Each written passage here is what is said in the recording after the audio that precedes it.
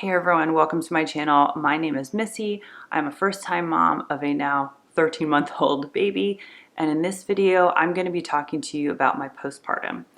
I am now obviously 13 months postpartum with my first baby, and I always have to figure out how old I am. I'm 38 years old. I got pregnant when I was 36, had Paul when I was 37, and I just turned 38 in September. So to kind of just get into it, I went to my OB and had just kind of like a year after exam, even though that's not really a thing, but just went there to get checked out to make sure everything was okay. She said it looked perfect, so physically healing wise, I'm totally fine. My very first YouTube video was actually about my surprise home birth, just to kind of give the Cliff Notes version of that. I'm dating myself by saying Cliff Notes. We were planning on having Paul in a birth center, having a natural birth if possible. My labor came super duper fast, and we actually never made it out of the house. And my midwife and doula came here, so we had Paul at home. I had a natural birth. I did tear twice, but other than that, no complications. It went wonderfully. I could not be any more happy, and I healed so fast. So I'll link as many videos that I can remember that I've done below, so I'm going to skip past all that. But moving on a year or 13 months later, physically I'm totally healthy. Everything down there is fine. The stitches healed and everything. I never had any of those problems. Other physically, I am doing great. I've been in the best shape I have in my life. Before I had Paul in January and early December, me and my husband made the decision for me to stay home. I wanted to stay home with Paul anyway and quit my job, but I left a month early, actually almost 2 months before I had Paul, because my sleeping was just atrocious, and I had this hip pain that was so bad at night and prevented me from sleeping. There's a name for it. I can't remember it. I'll list it below. It was horrible. If you have that, I am so sorry. But if you are pregnant and do have that, just know in most cases, as soon as you have that baby, that pain is gone. But anyway, so I quit work and I was home. Before that, I had a desk job. I was working long hours, anywhere from 10 to 12 hours a day. I did travel. It was just very stressful and hectic, and I was overweight. Since I've had Paul, I'm about 30 pounds lighter now than I was before I got pregnant. So I am in physically a very good place. So my period started up back on November 17th. So I was like just shy of being 10 months postpartum. So like 9.5 months postpartum is when my period started. And my cycle has been kind of getting back to regular, which was awesome, because I had a very irregular cycle before I got pregnant with Paul, and it contributed to why it took us so long to get pregnant. I'll list that video below as well.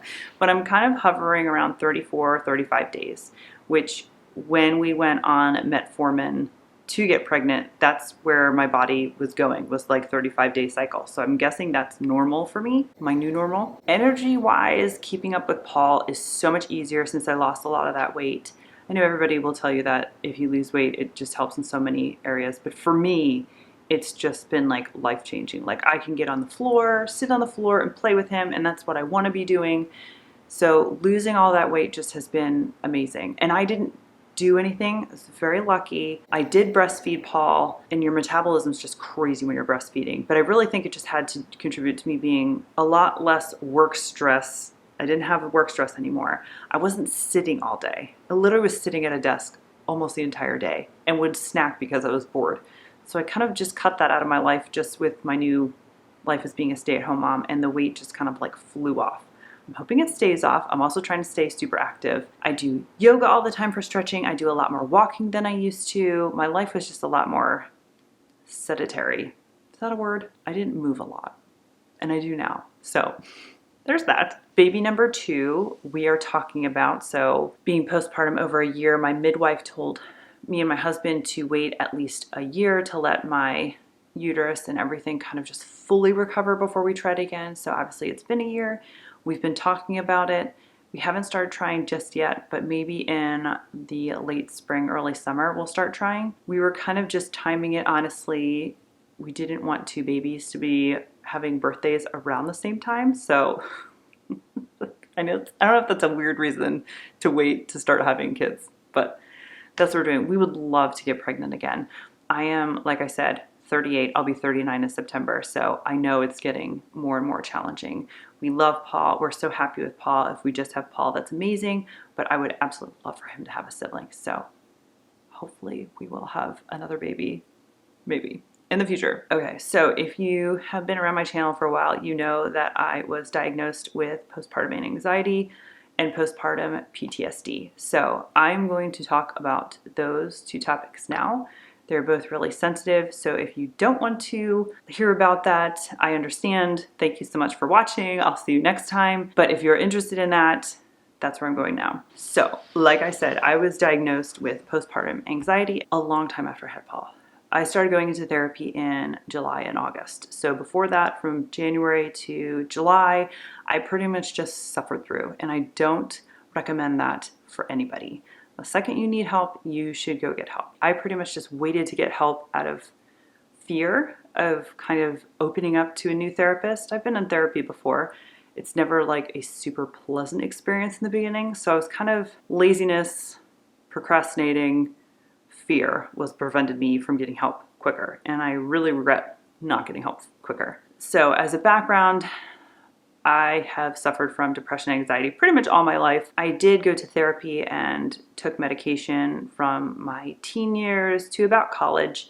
And then for me, I just kind of got to a point where I kind of knew my limits and boundaries and was able to kind of just work through it. And it really wasn't as awful it was when I was like a teen. So it was always there, and I knew postpartum could be challenging for me. So I was already kind of like looking out for those signs. My mom knew to look out for those signs. My sisters were talking about it. My midwife had talked to us about it and things to look for. And I'd always heard depression, and I never really knew I had anxiety until postpartum.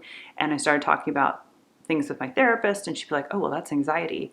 And I talked about other things, and she's like, oh, well, those are anxious thoughts and things. So I think I had anxiety for a long time, and I just didn't really know it. But postpartum was when whatever anxiety I had at like a normal level just amped up to a kind of, what I like to call for me is like a non-rational level. Like I knew the thoughts that were having were not rational. And that's when, after a while, I decided to reach out for help. And my postpartum anxiety pretty much started the day after Paul was born. There were a couple events that happened that rationally I would not have reacted that way, but irrationally my anxiety did. With the PTSD that I got from that, I would relive those thoughts daily, which just further set me back, if that makes sense. So one of the things that the midwife recommended when we had a home birth, she was saying it's different than a hospital birth. When you're in a hospital, you have people caring for you, but they are, how do I word this? Like, they're doctors and nurses. That's what they're there for. They're not like, when you have friends and family care for you, for me anyway, it's a little bit different than if like it's a healthcare worker. Like the healthcare workers are professionals. That's what they're there for. I can kind of relax and let them help me, versus having like, you know, a family member come change your bandage or something. Like it's just not the same. And it's almost like I have to, what I do is I get anxious thoughts and worry about when people are in my house. Not necessarily a bad way, but it's always like, you know, what are they doing? Are they bored? Do they have food? Do they have water? Do they know where the tissues are? You know, like those things go through my head. Like I love having people over, but at the same point, I can never 100% relax if people are over. So where I was going with this is my midwife was saying, with a home birth versus like a hospital birth. At the hospital, you kind of have this barrier where people will come and there's visiting hours. They come and then they go home, and you get to 100% bond with your baby if that's what you need. Not every mom may need that. Not every mom may like that. So what she recommended is she was just like, this is just my recommendation when you have the baby with the home birth, is you have the baby. And she recommended that, and I don't know if this is my age group or just a general recommendation, but it was the 3-3-3. So 3 days you really hang out in bed and do absolutely nothing. 3 weeks, I think it was like you can start venturing around, maybe you can leave the house. I don't remember exactly what they were. And then it was like 3 months, you should be almost 100% back to normal, almost, something along those lines. But the 3 days in bed, she was like, just relax, let your body heal. And she was like, keep your baby with you. If people want to come in and see your baby, they can come into the room, they can hold the baby, but then give the baby back to you and then they can go away. Let your husband or your significant other deal with family not in your room. Like she was like, you need a safe space. It needs to be just you and the baby, skin to skin contact as much as possible, like minimal having other people handle your baby, not even thinking pandemic times, but more of bonding. So that's what I did not do. So I had both sets of grandparents here and they were excited. Paul is the first grandbaby on both sides. So we had family come from out of state. Some of them stayed here, some of them stayed in a hotel. So there was 6 adults in my house. And like I said, I love these people. I wanted them there. I'm happy they were here. But I can't just go upstairs and relax. That's just not my personality. So I was downstairs. I remember like holding my gut, like, because I felt like my guts were going to fall out. I don't know why, but I remember just being like hunched over and just like kind of going around and just, is there food out? Is there this? Matt, I could tell, was a little stressed having everybody in the house with a new baby, and his wife was giving birth. So he was very stressed. And then, they were excited to have their new grandson. So they were all taking turns holding him. And I remember at one point, which kind of made me realize that I wasn't losing my mind. Matt had said to me, like, we were in a separate room. He's like, I just want to hold Paul. I haven't held Paul all day. And it was like at the end of the day. And I was like, oh my God, go get your son. So as much as we love them there, it took away from our bonding experience, which for me, with my own birth experience, was extremely important. And I didn't realize how important it was to me till the anxiety started. Hindsight 2020, I would have been laying in bed with Paul on top of me or next to me. If a grandparent wanted to hold the baby, they could come into our bedroom, hold him, and then give him back to me and then go on their merry way. That's probably what should have happened. I'll just say right here, do I regret having both grandparents here to see Paul when he was born, right after he was born? No, I would do it again. Even if it kicked my anxiety again, I would do it again. Because right after all the grandparents came to see Paul, within like a month or so, we went into lockdown mode. So I don't know when they would have been able to see Paul, and that is also super important to me. So just putting that out there. And nothing they did was their fault. It's just the way my body, through therapy, I've learned that my mind did not associate baby being outside my stomach quick enough, and I should have been holding Paul when that happened. And since I wasn't, it kicked off all of these anxiety fears of Paul being in imminent danger, Paul being kidnapped. I did not like anybody holding Paul. It made me just shrink back in myself, if that makes sense. We live on a 2-story home, and I went in this weird nesting phase because of that. So after they left, they were only here for a few days. I didn't even like coming downstairs. It was like the equivalent of coming into like a hotel lobby, is the only way I can describe it, in my own house. So I would have Matt bring me food upstairs. I was safe in my bedroom and I was safe in Paul's nursery, and I did not like being anywhere else. If Paul was upstairs with the baby monitor and we were down here, I was choking back tears wanting to be upstairs. So it was this magnetic pull to be next to Paul, and anything else was foreign and inorganic and was just pulling that away and just made me miserable. So going back to when the grandparents were here, that's pretty much where my PTSD started. And I don't want to get too much into the uber details that really hurt, because they really hurt me. But not that this is right. I haven't spoken to anybody about the things they did that hurt me, because the way I can describe it is they're not rational. So if they had done those things to me today, it wouldn't bother me at all. But it was just that period when those things were done that it really hurt. And almost like you could describe this anxiety, this particular anxiety versus the everyday anxiety, as anxiety is part of mental health, or some people like to refer to it as illness. The way I can describe this is it was more of a mental injury. So, you can get in a car accident and break your arm and you can see the bone sticking out, or you're bleeding and you know there's an injury right there and you can talk about it. But you could also say like, oh my God, my stomach hurts. You lift up the shirt, there's no blood. And it's like, okay, they're fine, but they're not, they're internal bleeding. So sometimes you can't see everything. And that's kind of what happened. Like I was telling Matt, like I'm going crazy. I was crying all the time. And he was just kind of like, this is the baby blues they were talking about. And I kept trying to tell him that no, I think it's more. He couldn't see the bleeding that was going on until I told him, I got to a place where I told him that I felt like my anxiety was making everything worse, everything more complicated. And I felt that Matt and Paul would be better off if I wasn't around. So those are the scary thoughts that I was having. And that's when I knew it was not baby blues. And it still took me a few months to reach out and get help, even at that scary point. It was just the only therapy that I was getting that made me feel better was having my son. So I rap wore him like crazy. When he was near me, I was happy. When he was apart, it was very hard.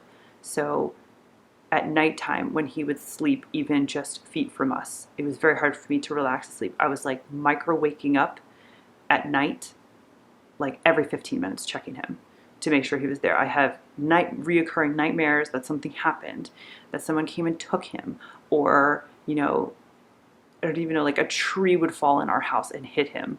Like all of these things, and they just kept replaying. And then the first couple days that when the grandparents were here, those events would replay and just replay and replay and replay in my head.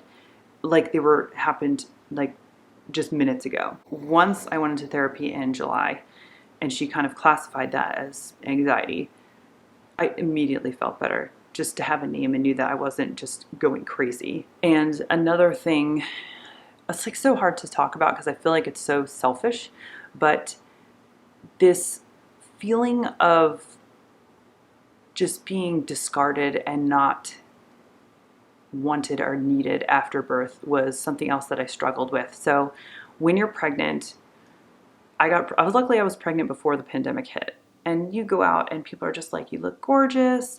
I felt the prettiest that I've ever felt in my life with this big belly. I was always rubbing my belly, talking to my belly. Everybody's constantly like, how are you feeling? You look great. How are you doing? And then I know every woman handles this differently. But then as soon as I gave birth, it was like nobody cared. Or not, I want to say nobody cared. Nobody asked how I was anymore. It was literally just all the focus was on my son. And it made me feel those first few hours very much like just a uterus. Like I served my purpose and I'm done. Step away. It makes me feel very selfish talking about that because, like, oh, I didn't get enough attention after my son was born. But it was more than that. It's just hard to describe, but that kind of hurt. I felt very discarded and, I don't even know. And now that I think about it, when some of my girlfriends had babies, maybe I did that. Maybe I was like, oh my God, your daughter's so amazing, and didn't ask enough how they were. It's one of those things I didn't know until I experienced. So now whenever my friends have babies, trying to keep in mind that not every woman has the anxiety and PTSD that I do, but I do make a point to over ask how they're doing days, weeks later, just to make sure that they feel like they're important because, you gave birth to this beautiful little baby, but you also gave birth to this beautiful new mom, and the two are not always recognized the same. Oh God, it took me emotional, but so that was really hard.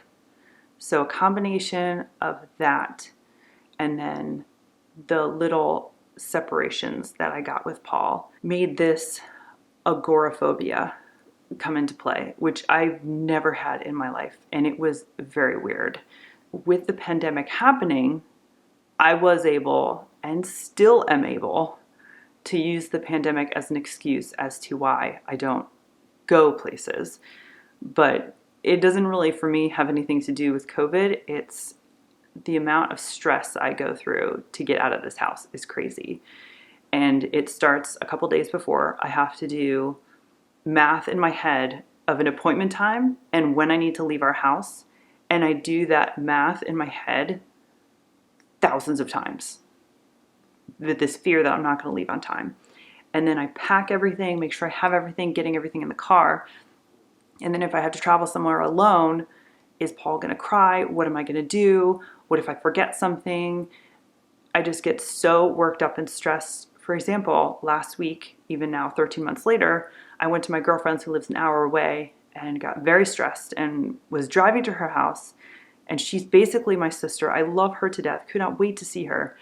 And I'm trying to open the window and listen to things so I don't start crying because my stress level was just so high. It reminds me of if you've ever left the house without your wallet or your phone and you get that like the second you realize, it's that tension, but it just stretches for hours or even days. So it's this just high level stress.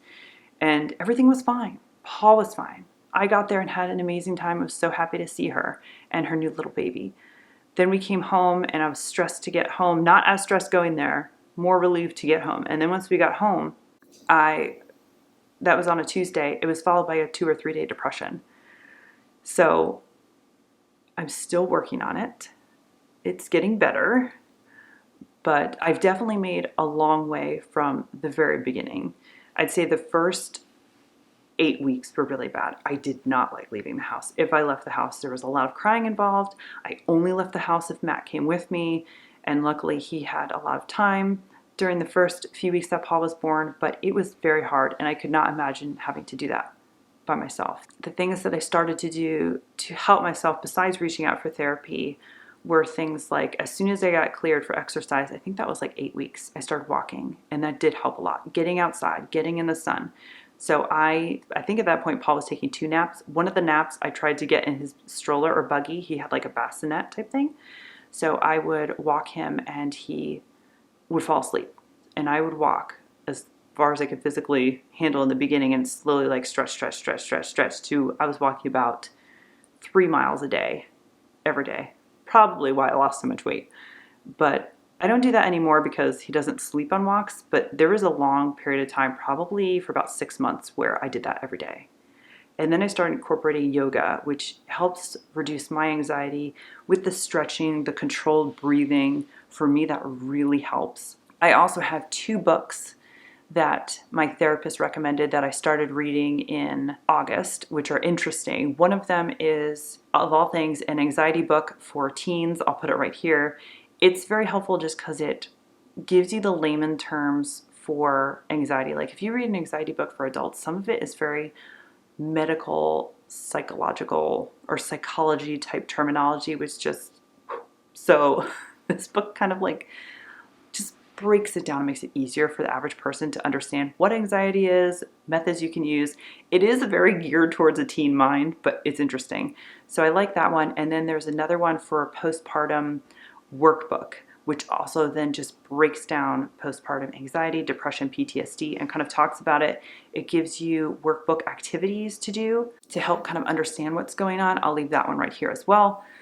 That one was very handy. I haven't gotten all the way through it just because of timing, but I would recommend that probably to somebody if they were looking for a book recommendation for postpartum. What else did I start? I stopped with caffeine for a long time, and I've since got back up to like 2 cups of coffee in the morning, so I probably should quit that again. But that did seem to really help kick my anxiety. I just went to herbal teas because I like to have like hot liquids with breakfast, but the caffeine, and I don't drink soda anymore, so I just eliminated it completely to try to help. That was another thing I did. And then just try to keep talking to people was another recommendation. I have tons of little circles. So obviously I have my husband, I have my mother, I have my blood sisters, and then I have my best friend's sisters. I have these little circles of people that I never really tell any of them the whole story, but I have a level of comfort in telling them certain things at certain times. I don't know how else to describe it like that, but I just kept talking. So if I was having a bad day, there was somebody that I could talk to. Even if it was uncomfortable and I didn't want to tell them, hey, I'm crying for absolutely no reason, but I just want to tell somebody, I would tell somebody. That was another thing. And there's also medications. I have not gotten to that point. I'm almost to that point where I keep thinking like, would that really help at this point? I did do medications way back when I was a teen, and they seemed to have like a lot of weird side effects for me. Like they made me really shaky and they kept me up at night. So I don't necessarily want to go that route. I'd love to kick this by myself. But I think for me, I think the pandemic is hurting my mental health the most with anxiety, because there's things that we just can't do because of the pandemic. I can't, we used to see Matt's family and my family. We'd go to Pennsylvania to see my mom, or Maryland to see Matt's family, at least maybe like 3 or 4 times a year. And we haven't done that in like a year and a half. So it's very weird. And there are a lot of family members that Paul hasn't met yet because of the pandemic. And it makes me feel really guilty. Like I'm like depriving certain people from him, which is really hard. So there are parts of my anxiety and agoraphobia that I can't really address because I can't do certain things, but I'm working on it slowly and surely. It's getting better. The best thing I ever did was reach out to therapy. So I was in therapy one-on-one with my therapist from August to about January, and now I'm in a group therapy setting with other mothers, not necessarily going through exactly the same thing as me, but similar, and just hearing everybody's stories really helps me. And I could do that every Wednesday, and it just makes me feel so much better. I really wish I could be going into getting like massages again, but I'm not. So I stick with the yoga, stick with outside. I probably might give up caffeine again. I might do that again. I just love coffee so much. Anyway, that is my postpartum story and status on where I am right now, 13 and a half months postpartum with baby number 1. Overall, I'm okay. I wasn't okay for a while, but I'm okay now. I'm getting there. Talking about it helps me the most. So if you're postpartum and watching this and any of this resonates with you, the only thing I can tell you is you're not alone. You are not alone. There are so many other women that have stories, maybe not exactly similar to yours, but they have stories. And we don't always share them, but they're there. So yeah, I think that's all I have. If you have anything to share, I would love to hear it in the comments below. If you're new to my channel, I would love it if you would subscribe as well. And thank you so much for watching, and I will see you next time. Bye.